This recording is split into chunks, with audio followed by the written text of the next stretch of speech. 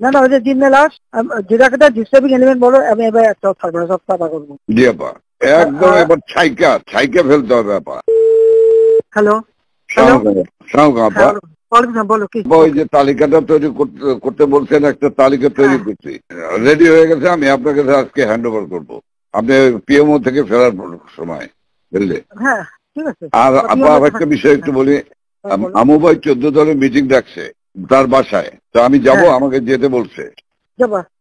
আচ্ছা যাও। জি, কারণ সেদিন তো এটা খুব আমাদের ভালো হয়েছে, ওদেরকে ইনভলভ করে যে করলাম না, নাহলে তো মানে এটা একটা বিশাল কাজ হয়েছে আপা, এবং তাদেরকে ওই সময়টাই কার্যকর করার সিদ্ধান্ত নেওয়ায় ব্যাপারটা খুব ওভারঅল হয়ে গেছে, খুব ঐতিহাসিক ভালো কাজ হয়েছে। ওই তাদের গিয়ে একটা মেসেজ দিচ্ছে সবাইকে যে যার যা কিছু আছে সব তো বঙ্গবন্ধুর কথা এখন নকল করে। জি জি, সবাই জি মানে আন্দোলন চালায় যাও, 2 দিন কন্টিনিউ করতে পারলে আর এই গভর্নমেন্ট থাকবে না। জি হ্যাঁ, এটা সে সবাইকে বলছি। এখন তো তোমার আমি একটা কথা বলি, তোমার এই যে বিহারি, তুমি আমাকে যেটা বলবো সত্যি কথা বলবো। জি, তোমার ওই মোহাম্মদপুরে যে বিহারি পড়ছিল, ওদের ভূমিকাটা কি? ওদের ভূমিকা ভালো আপা, শুধু এখানে সেন্টু কমিশনার আছে একটা, এই যে কালপিট জাতীয় পার্টির, হ্যাঁ ও একটা কালপিট, ওর সঙ্গে কয়েকটা ছেলে আছে জাতীয় পার্টির সঙ্গে, ও তো ওই এলাকার কাউন্সিলর, ওর কাছ থেকে বেনিফিট নেয়। এই ছেলে, এই গুটি কয়েক ছেলে, ধরেন 15-20টা ছেলে, তারা সব আমাদের পক্ষে। তাহলে ওরা পিক আপ করতে হবে। সেন্টু হলো সমস্ত রুট, মানে রুট অফ অল ইভিল, ওটাকে ধরাবো, ওটাকে ধরবে। আর এছাড়া আমার মোহাম্মদপুরের সব ঠিক আছে, শুধু পল্লবীটা ডিস্টার্ব। আজকে ওরা সব ক্যাম্পে নিয়ে পল্লবী সব নিয়ে মিটিং করতেছে। ওই নাসিম আলীর ছেলে হারুন, ও চলে আসছে রংপুর থেকে, ও মিটিং করতেছে আজকে, আইসা ও স্টেটমেন্ট করবে একটা। আমি বলছি তোমরা স্টেটমেন্ট করো, ঠিক আছে, ওরা আজকে স্টেটমেন্ট করবে আপা।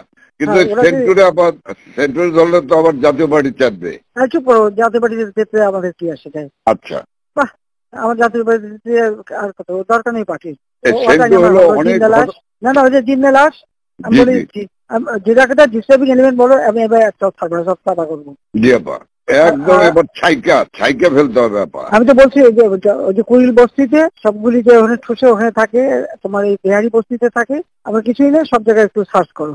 জি আপা, সার্চ করা। জি আপা, ব্লক রেড করতে হবে, চিরুনি অভিযান সেটাই চলতেছে এখন, সেটা চলতেছে, কিন্তু শেষ আছে।